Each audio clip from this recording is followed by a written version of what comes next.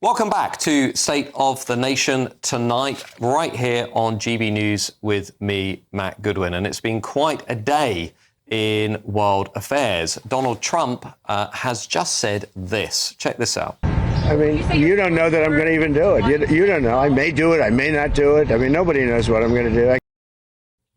And within a matter of hours, US media were reporting that President Trump was in the Situation Room determining whether the United States of America would indeed intervene in the Israel-Iran war. Then the president left us in even more doubt, saying this. It's a terrible thing. I hate to see it. I hate to see all that death, so much death and destruction. I say it very simply. Iran can't have a nuclear weapon. I have ideas as to what to do, but I haven't made a final. I like to make the final decision 1 second before it's due. You know? Well, since then, the world's breath has been bated over whether the entire region could collapse into all-out war, and we are truly standing on the edge of something huge here.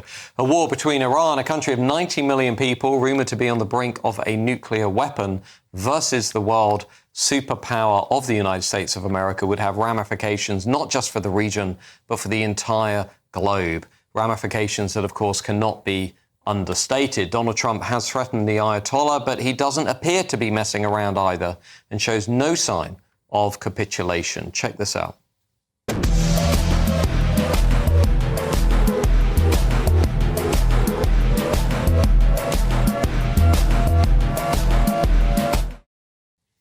Well, it was only an hour ago when the White House Press Secretary Caroline Leavitt said this. The ongoing situation in Iran. I know there has been a lot of speculation amongst all of you in the media regarding the president's decision-making and whether or not the United States will be directly involved. In light of that news, I have a message directly from the president, and I quote, "Based on the fact that there's a substantial chance of negotiations that may or may not take place with Iran in the near future, I will make my decision whether or not to go within the next 2 weeks."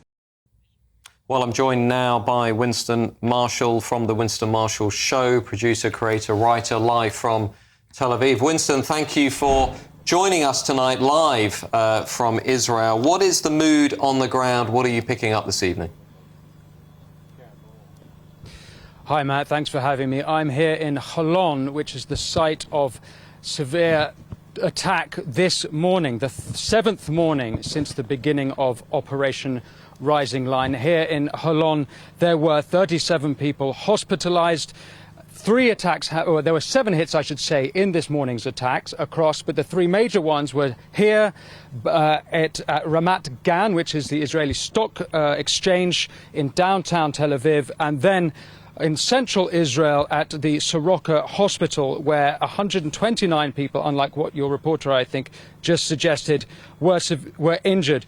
There were no fatalities. However, 7 out of the reported 30 missiles that came from Iran penetrated the Israel defense system. This is striking. Why? Because they are reported to have a 90 to 95% success rate of intercepting missiles. This is significantly up from that. This is 23%. There are a few reasons for that. Firstly, it's the type of missiles Iran are using. The Kaibar missile, which when it makes impact is at a speed of Mach 7, is a ballistic missile which has a warhead that weighs 500 kilograms. Another key aspect is, as the Wall Street Journal have reported today, that the arrow interceptors of the Israeli defense system are running low. There's another new aspect here as well, which is that the missile used at Ramat Gan is reported to have been a cluster missile. So there were several missiles that came out of the missile at the last minute, causing severe damage. I would say at this point now we're going into our 7th night of the war between Iran and Israel. 24 Israelis have been killed, over 800 reported injured, and 5,000 evacuated. And as you report, we should talk about America. Well, Winston, I was just going to come on to that just for 1 second, if you can just pick me up. I was just going to ask you, we've got Donald Trump here going into negotiations, into discussion about what the USA is going to do in terms of intervening in this conflict or not. What is the mood in Israel regarding that? What are you picking up on the ground in terms of this looming decision from Donald Trump. We're hearing it's going to be at some point within the next 2 weeks whether or not he commits to intervening and essentially bombing Iran. What are you picking up there in Israel today? Well, whether it's President Trump or Prime Minister Netanyahu, they're both being deliberately opaque as to whether or not Americans will get involved. But here's the crucial thing. There have been attacks on various nuclear facilities in Iran. Natanz today in Iraq, which is a heavy water reactor, and at the Parachin military complex. But everyone's been talking about Fordow. Now, why Fordow is important is because it is there, buried 80 meters under rock and soil, that there is a significant Iranian nuclear facility. And the Israelis do not have the capabilities to destroy that. They need the American bombers, the bunker busters, as they're called, the 30,000-pound bombs.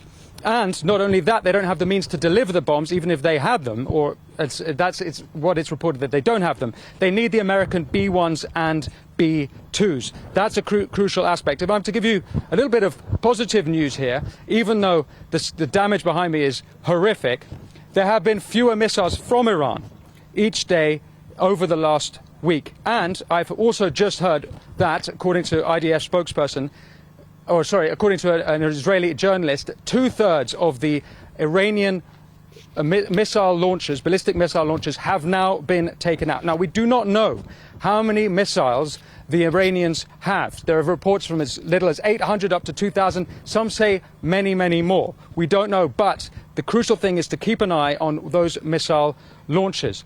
Now, the thing that is making people a little bit nervous is what the Telegraph have just reported, is that there are flights going from China to Iran. We don't know what's on those flights. They were flights scheduled to go to Luxembourg, and they stopped by in Iran. So the trajectory of the war seems to be going in Israel's favor, but we can't rule out a black swan scenario. Can I just ask you, Winston, while we've got you live, obviously after October the 7th, Israel is under siege on multiple flanks. We've had the Hamas atrocities, Hezbollah, we've had the Houthis, we've got Iran. Just give us a sense as to what the mood is in Israel right now. Are people resilient? Are they bullish? Are they confident? Are they scared? Are they feeling vulnerable? Are they wanting their allies, including the UK and Keir Starmer's government, to do a lot more to rally round? Give us a sense as to what is the mood music right now.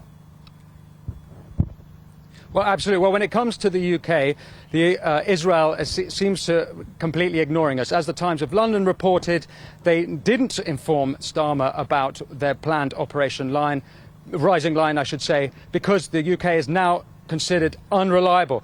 This, by the way, is quite a change, because in April 2024, the Iranians sent many, many missiles into Israel, and the British were part of Operation True Promise in helping Israel defend itself then. There's a change. Now, when it comes to the mood of Israelis on the ground, well, it's incredibly tense.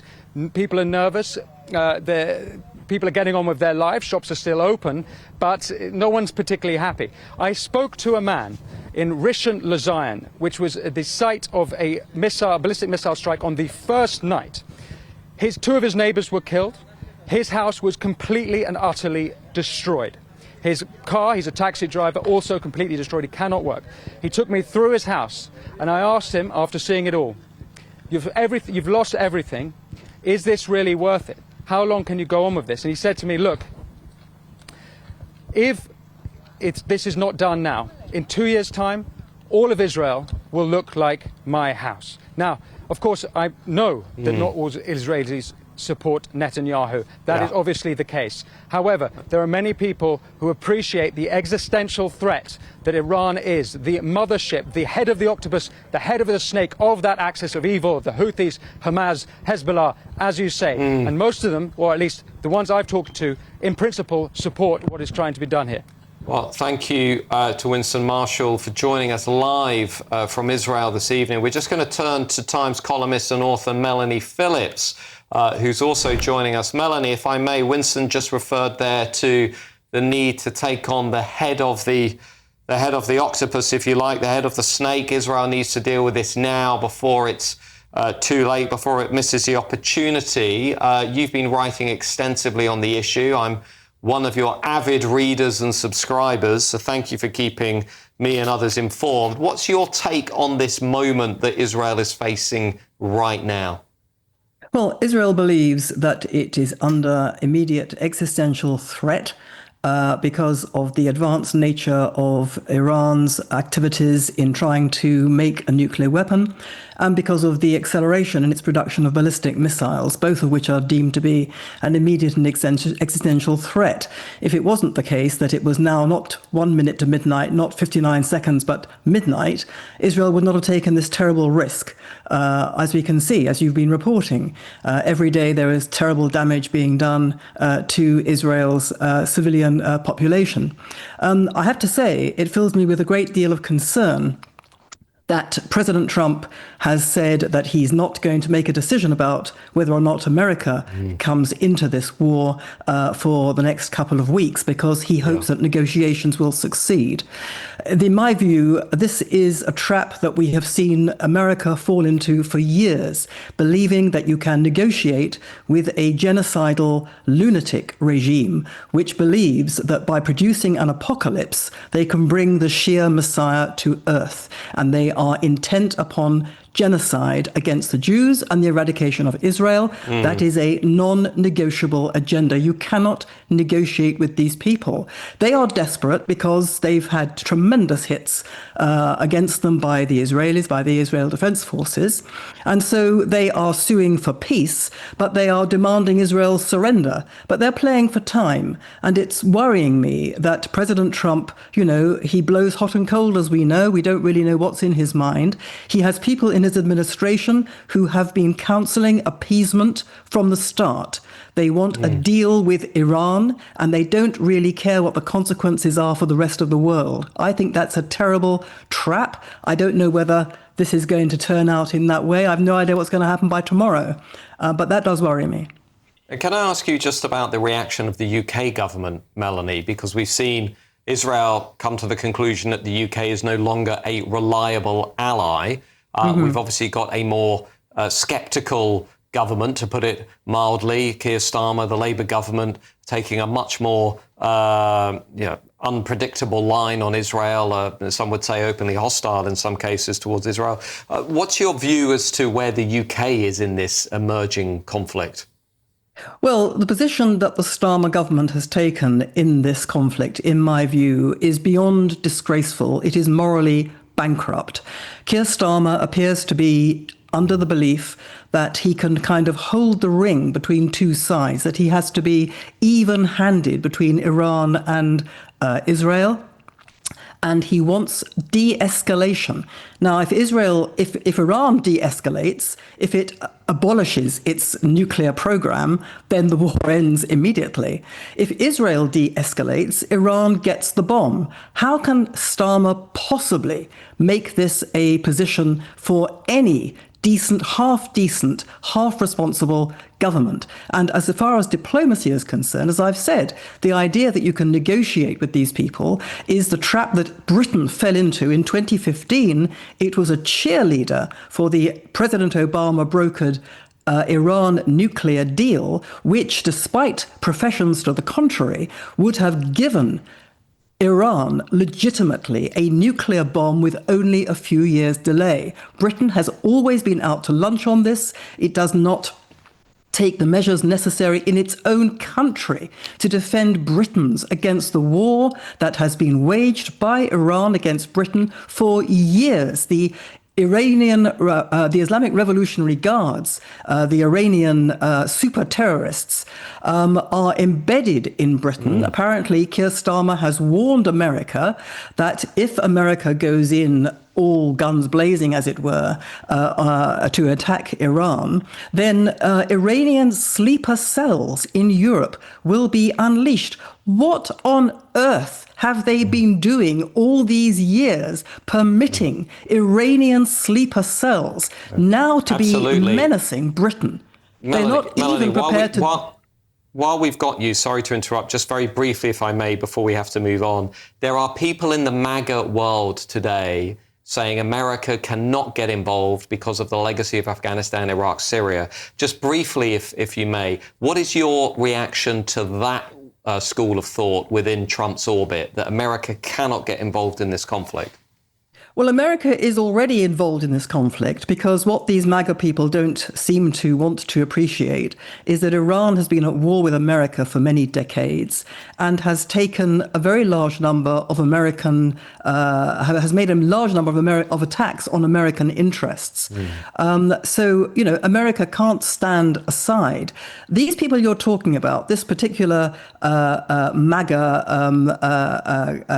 section Steve Bannons of the world, MAGA. the Tucker Carlsons Right. of the world, etc. Right.